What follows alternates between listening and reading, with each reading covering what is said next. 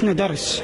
بسم الله الرحمن الرحيم. ألف مبروك لنا جميعا وألف مبروك لجماهيرنا الوفية اللي ساندت منتخبنا. ألف مبروك لشعبنا.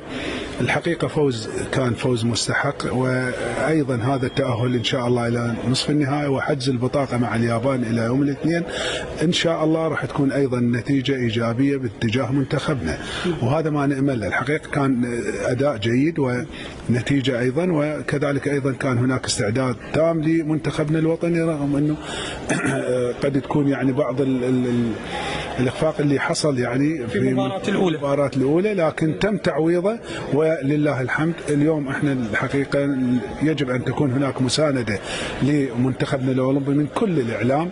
الأولمبية أيضا لم تقصر، كان لها دور كبير طبعا.